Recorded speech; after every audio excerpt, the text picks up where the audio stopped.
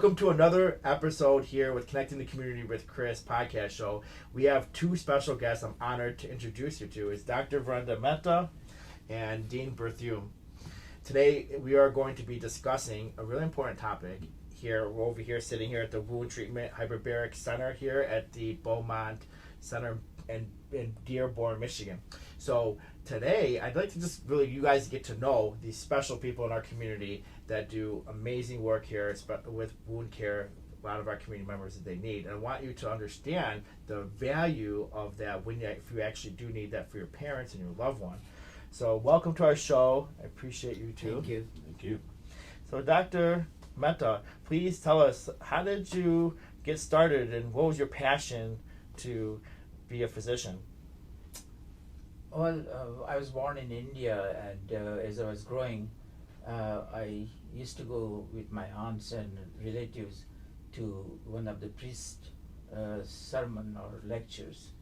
And when I was growing, and always I was questioning myself, like some people are sick, walking with a broken leg, or fall down on the ground, or sick and die, and so forth. And I always ask question to God, why so? I mean, why do you do that? Or I didn't have any knowledge, and I'm always looking for God to find out where is he hidden or something like that with my little knowledge. So the priest was telling that God has created all as a equal human being, and each one of us harbor the soul, which is presentation of God. And if you can serve the human race, that means you're serving God, and then you will be very close to God. So I said, well, that sounds very great. And initially I really wanted to be a priest or something of that nature, but there are certain, human wants are there and you cannot control. So then I said, well, that will be not the right thing for me. So I better concentrate on what I'm doing at present and grow up and so forth. So once I grew up, and in India there are only three choices are mostly either you become a doctor or engineer or an accountant. However, I felt like either whatever I do, I had to be close to God and serve the human race, and so that led me to profession of medicine, and went to the medical college. Following that, I applied for what we call ECFMG program, people who want to go to America or abroad. Actually, it was accidentally I found out because after the last day of my college, we all sat down together and discussing where are we going, what are you doing, and everybody said we are going to Bombay, and we got this special test for going to America. So I said, well, I shall also go and attend that course and finish and see if I can get through. So luckily I passed that, and end up with getting a couple of jobs in one New York, Worcester, Massachusetts, and Colombo, Ohio. And after that I said, well, New York is the best, sounds good, because I wanted to be surgeon to help, because the reason I chose profession of surgery is as a medical doctor, you always have, if there is surgical problem, then you have to refer to the other doctors. And I thought, well, if I become full-fledged doctor and go to India, and if somebody asks me for some other questions related to surgery, I cannot do that. Mm-hmm. Because in India it is a very highly respected, in the sense that, oh, you've been to abroad, so you should be knowing everything under the globe. And that was the reason, so I chose the general surgery program, and to complete the whole surgical understanding, I went so after New York of 5 years, then I came to Pittsburgh, Pennsylvania, where I finished 2 years of cardiothoracic training. Following that, now I had an immigration problem, visa problem, so I had to move to Toronto, where I had lined up a job for cardiothoracic research fellowship, and that I did in Banting Institute, where we, if everybody knows that we're using insulin these days, or everybody for the last 30, 40 years, and that insulin was invented or found by William Best and Treatmenting Institute. So I worked there for a year or so. Then I also got the job in a sick children hospital in Toronto for research fellowship. So I did especially a tissue which you collect from a dog's fascia, which is on the thigh, and then you make a heart valve which you can implant into the same dog back by seeing whether it can be used for human being, putting a heart valves which are natural and it won't get disintegrated with the time.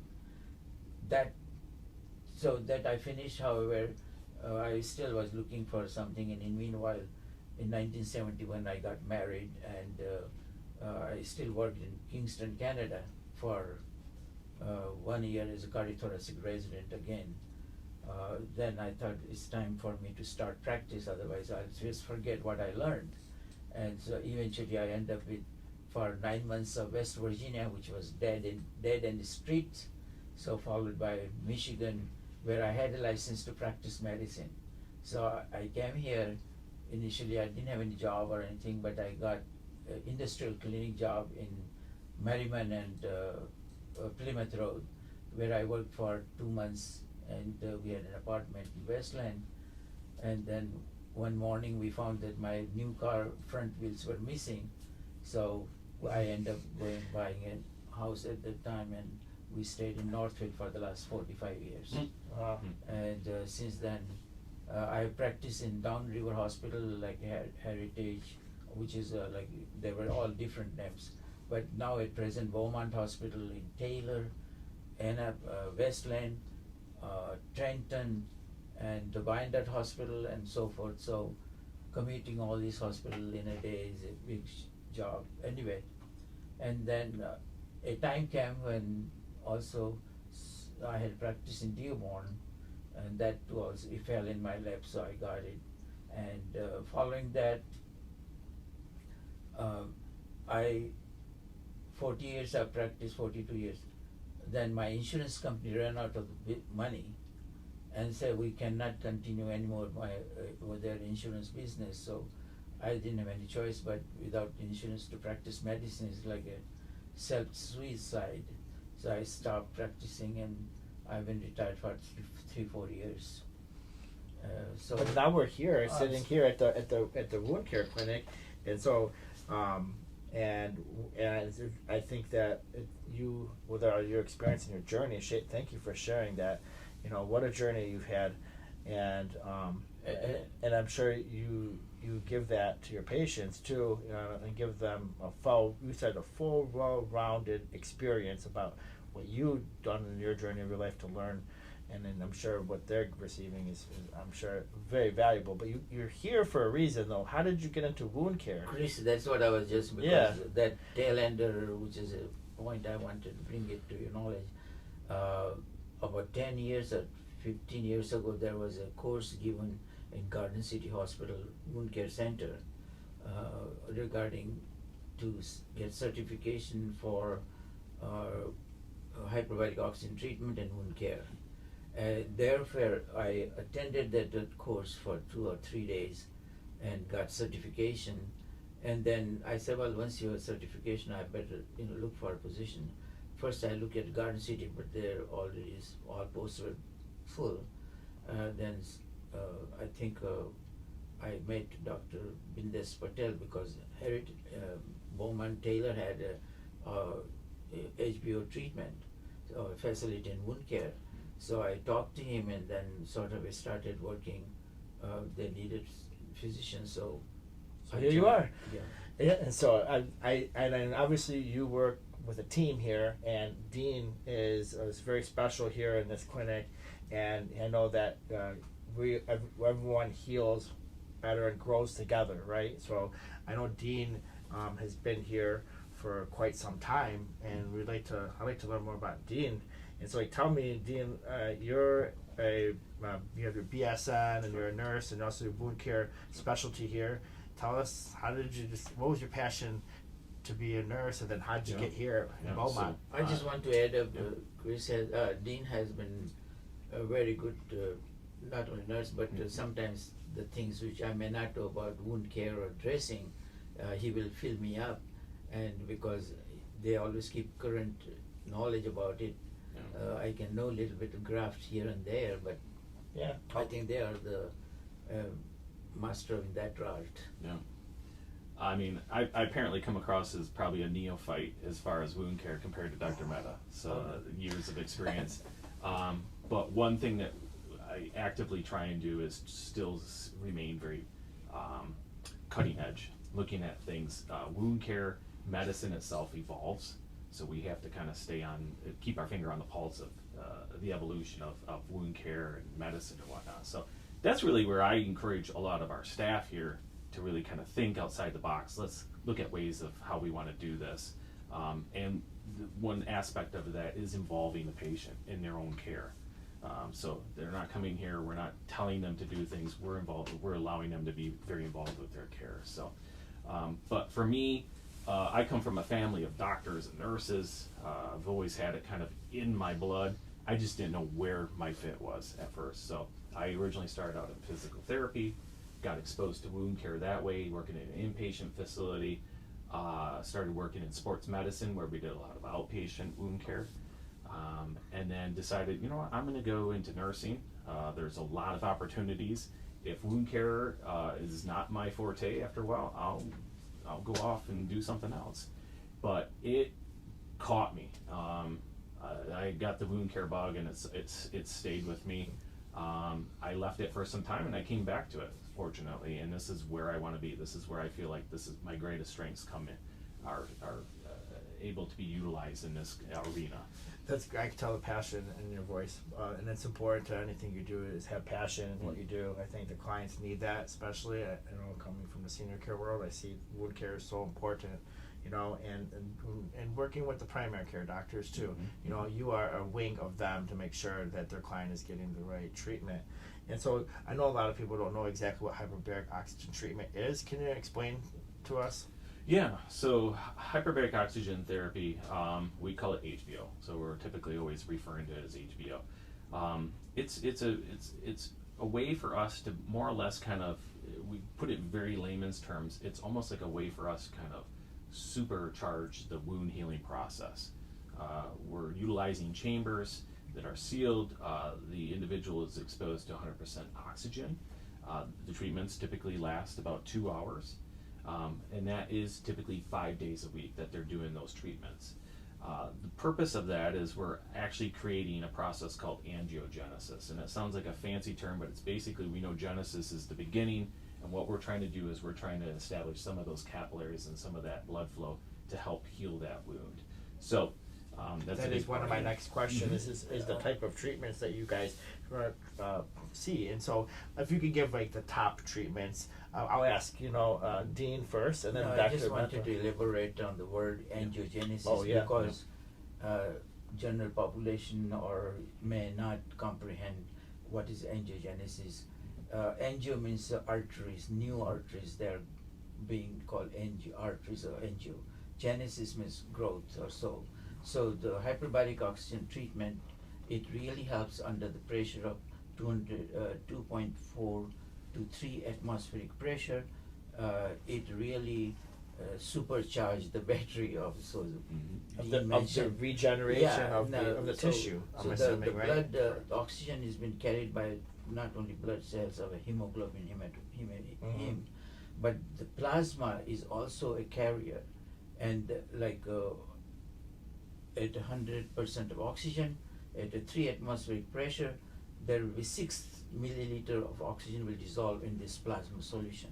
And the plasma is, that's the ingredient to heal, right? Yeah, exactly. Part of the Now the blood has 2 components, blood cells and plasma. Right. And the both are carrier for the oxygen, and which is carried from the lungs to the heart, to the blood, and blood to the tissue where we need it.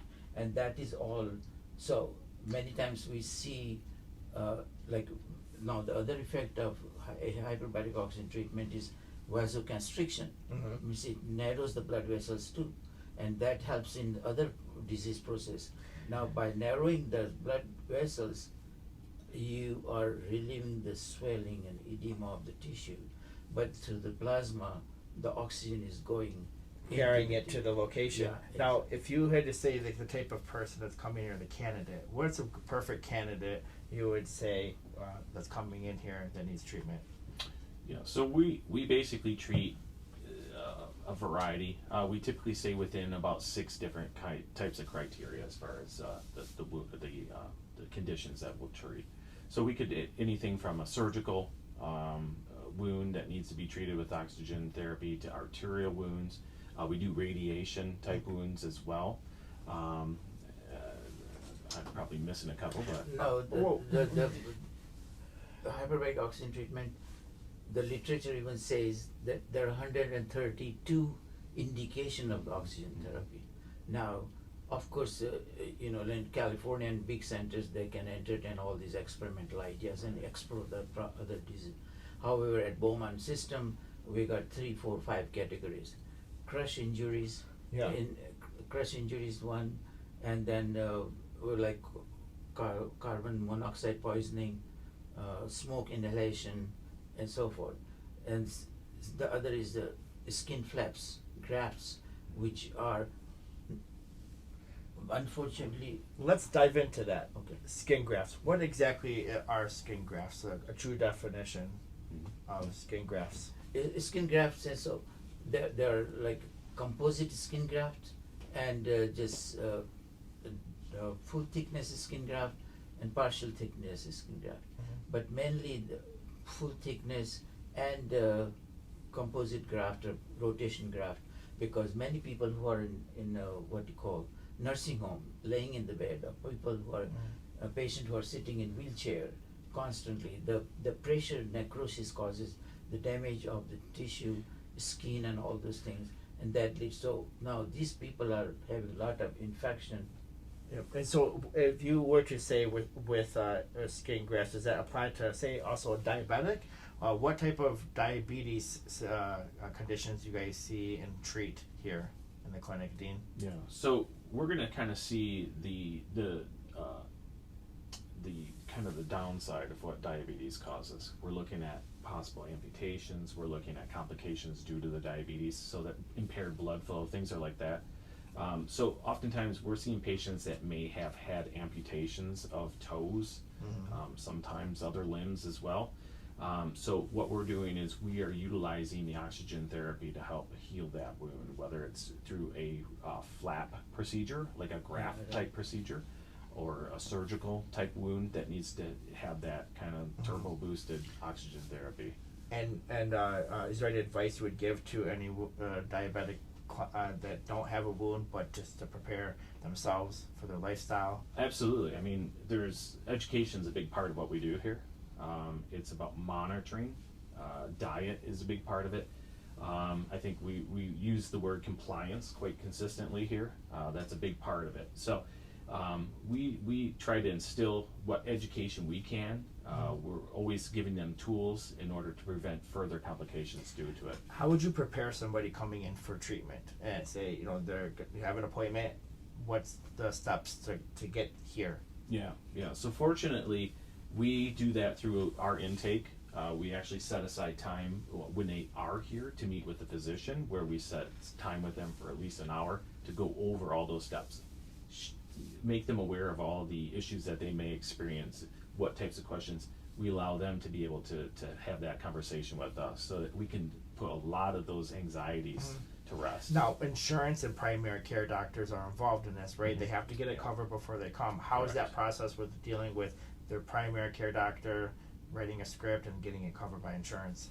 So what the primary would do is send them to us. We would vet all that. We would make sure we have a team here that looks into that, vets the insurance, make sure that all the indications are checked off, and then we submit that to insurance. Insurances typically are able to approve it at that point, and then we work consistently with primaries. We work with other physicians, endocrinologists, orthopedic doctors if we need to. So everyone stays in that plan of care and General surgeons. Correct. So any DOMD can refer to you guys Absolutely. if they feel it's out of their scope and that wound needs to be healed. Absolutely. Yep. Yep. Yep. And so how about home care? Do you guys work with home care companies? Yeah, we have some great home cares that we have been able to forge some good relationships with. And I think having a good network and a good team is very important. And ultimately, it's about arriving and giving a good plan of care for that patient and healing that individual. Clients that live at home, they're homebound, and, Yep. and then the nurse goes out and they do treatment, but they're communicating with you. Absolutely, absolutely. And and physicians here in the office, the goal is to treat the wound. Ideally, and that's kind of the atmosphere that we've wanted to set here, is have that transparency. So with all us practitioners, we're able to kind of stay in the loop as far as how that patient is healing. Order the supplies, make sure it's in the home. Yep, most definitely. Yep. And then if they can transport them, bring them here too. Sure, sure. Right? So that you can. So mainly to aid into that answer is that there are two aspects: hyperbaric oxygen treatment, and before that, all conservative line of treatment. In that, you're trying to clean the wound, debride the wound, try to establish proper circulation, establish proper nutrition of the patient, and all these things, change of dressing daily and so forth. These things need to be done. You cannot just outright think, oh, hyperbaric oxygen treatment. Right. There's got to be a blazing and pre-qualifying process. So that is very, very important. Mm-hmm. And then if you were to, someone want to change their primary care doctor or to come here, is that necessary? No, see, They don't have the to change their primary- doctor to Suppose come. I may be primary care. Okay. First of all, I have to have knowledge of that HBO2 hyperbaric oxygen treatment is a avenue where everything has failed. Now this is But the best. question is I wanted to know, is that do they have to change their primary care doctor, or their doctor can no. stay in the loop of things and then you guys don't take over? No, they are the sort of turn the key on. Mhm. They are the one going to write an order, and that has to be executed. Without order, if I'm a patient, I say, oh, I need hyperbaric oxygen treatment. It won't be possible. It just has to be started that way. Dean, let's talk about a typical session. I know that there's many different scenarios that family members face when they come in here, but however, there's some questions I know that they ask is, how many sessions they actually have, and also too is what are they gonna go through from the point of when they walk in the door and sit and then get into the treatment center? Sure. So that's a typical conversation we have with just about every patient comes in as a candidate for HBO. So some concerns may be, well, what's my transportation? What's my time commitment? How long is this going to take to heal? Unfortunately, we can't look into a crystal ball and tell you that it's going to be 6 to 8 weeks or whatever that is. But what we do is we educate them on when they come in. We can provide transportation to them. They would arrive at a scheduled time. Usually they have that time slot every day for 5 days a week. The actual treatment itself is 2 hours. That's in a chamber. And when we say chamber, we're not talking about an enclosed chamber. It is open. They do have the ability to see around. The other thing that they're going to be able to do is actually catch up on their Netflix or any of their TV programs, because we provide that service to them. So they're able to watch movies. They can take naps. I always tell everyone it's a wonderful time to get 2 hours away from family and friends and phone calls and everything else. So Absolutely. it's a time for them to focus on their regeneration and their healing. So typically you said 2 hours. Is that 2 time frame? hours? Yep. Okay. Expect. Yep, about 2 hours. We typically start out at about 30 treatments, depending on how the wound is progressing, if it's healing, if we're making good progress. Then they are reevaluated, and we would approve them for an additional 30 visits at that point. So someone could actually be done within 30 visits, 60 visits, could go up to 120 visits. Yeah. No, the goal is to reach a goal. Correct. And those things are always looked at. Insurance obviously dictates a lot of that, so Right. we have to show some progression of that wound healing. And the sessions which you talk about, 30, 60 or 90 or so, they're all being designated with the notion what what disease process you're treating. Are you treating just diabetic foot, Yeah. or are you treating some carbon monoxide poisoning, Mhm. or you're treating some thermal burn Burn. injuries, Yeah. or you're treating a necrotizing soft tissue infection? Mhm. Because necrotizing soft tissue infection may take longer time, Mhm. while carbon monoxide time may take short time. Yeah. So So it just depends on obviously so when they come in and what type of procedure they have. But that's the thorough process that you guys go through. Is that way before they come in, that's the pre-qualifying process to understand first, so that way you can come up with a game plan. But they can always call you, right? Way before Absolutely. come up with that. and hyperbaric oxygen treatment is not a slipshod one-day job and the Yeah, treatment done. it's gonna be a It is a process of slow healing. process. It is very slow. It takes time, at least 30 days, 30 sessions, and so much and so forth. Hmm. So I think, but since 1937, when uh, HBO started coming in America and all over the world, uh, it is like a flourishing, not only for economical point of view, but patient care. And the most important thing, we always care about safety of the patient. That is the prime importance, irrespective of what happens or not.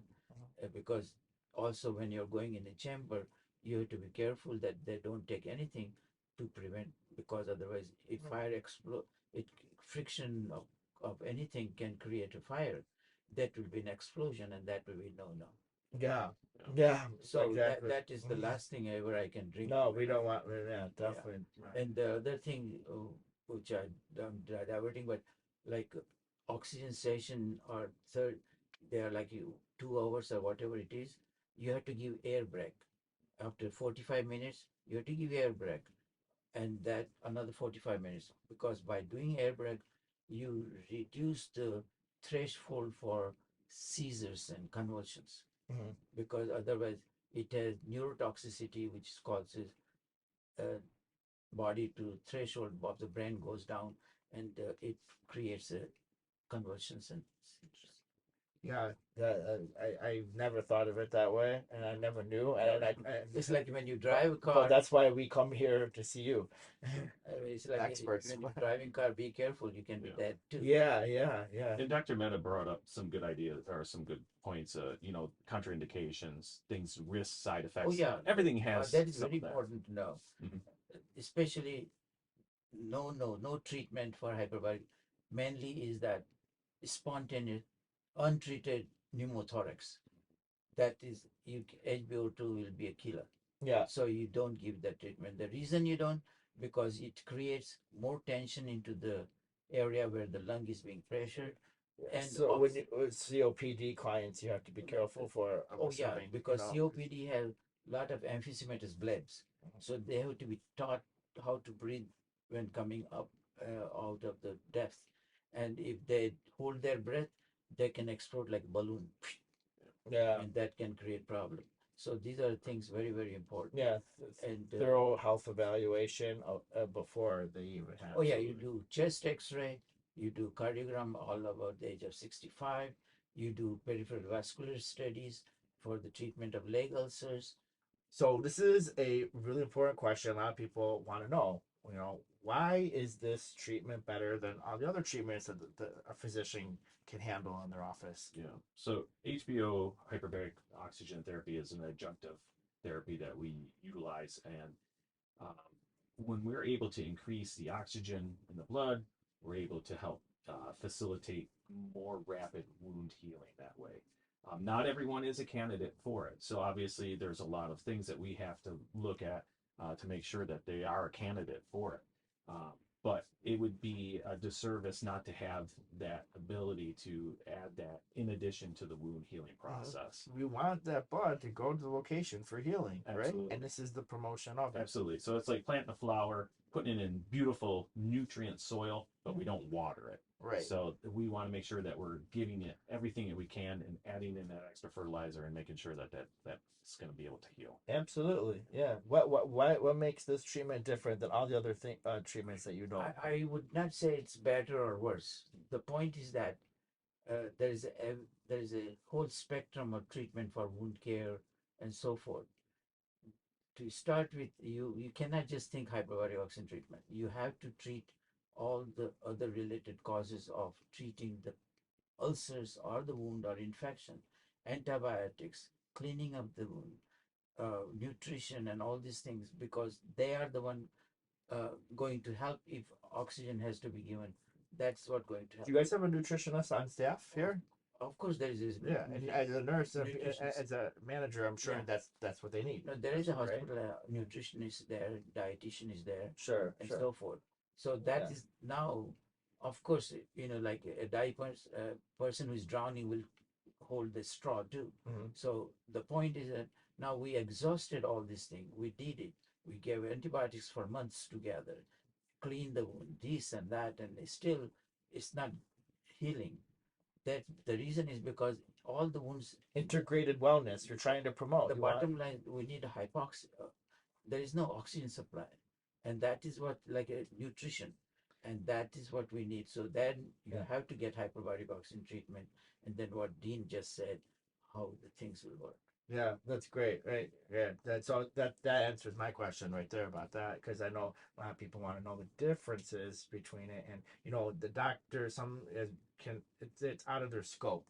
Sure. And so that's why they work with a team, and so that's why we're here. We wanted to make sure that everyone knew is that it never replaces your physician, but if you do have a wound, it's good to ask them for a referral. Right? Absolutely. Definitely, referral is perfectly all right. But again, I'm being patient. I asked doc, oh, I got this problem. I want to hyperbaric. I'm not going to do that. No. I fear my mom every day. She has diabetes, and that she bumps herself because I know that she won't heal well. So she has to watch herself all the time. And so that's something that obviously that she needs to be educated. Now she's in her 70s, Exactly. but she needs to know that she has to have a healthy lifestyle in order to be able to receive the service, right? So, or you don't want to be denied because you're losing an opportunity. I'm assuming, right? And again, hyperbaric oxygen treatment is a support. Yeah. Because it's like a person who is needing nutrition, Mm-hmm. and then that's what you can put everything. But if you don't give water, Yeah, how it's got to be a blessing to be able to be qualified. And for oxygen it, is the because I'm best. sure you have your share of It's a denying. gift. It's Yeah, a gift it's a to be gift. able to have that option. And oxygen ready gas per se Mhm. is the soul of the treatment. It's great. Well, you know what?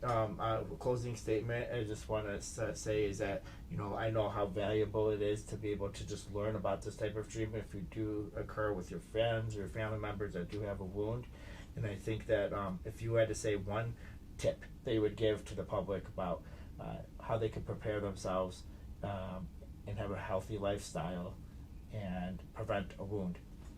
I think the main thing is this: the wounds are created because the other social problems which are creating this problem, not only diabetes per se, but smoking, drinking, not properly exercising, your legs are swollen, venous stenosis, all these things. Mhm. And then accidentally you damage your skin or scratch, because in diabetic patient they always They can't scratch. heal. Yeah, and so forth. So that Wow. is really like putting a fuel to the fire. Mhm. And then it just one leads to other.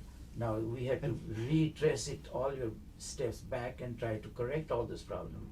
But unfortunately, it is like too late. Yeah, it spirals over the Yeah. years. And Dean, what kind of advice do you give to everyone about having a healthy lifestyle and trying to prevent wounds? Yeah, I mean, we can help in the wound aspect of it, but when it comes to health, we have to be their health coach, and we have to allow them to make those decisions and give them the education in order to do that. We can't assume that everyone knows how to take care of their health and what they need to do and how to eat properly, but hopefully our job is we can instill those tools in them and allow them to get a better understanding. Yeah. And so everyone, please, if you have any information you'd like to learn more about it, the hyperbaric oxygen facility here is in Dearborn. And Dr. Mehta is always available. Dean is always available if you have any questions. But thank you guys for joining us here at our podcast show. I know that this information will be super valuable for anyone that needs to learn more about themselves or for their parents who need wound care. Thank you. I think. Thank you very much, Chris. It's You're a welcome. pleasure. Thank to you. meet Thank you so All right. much. Thank you.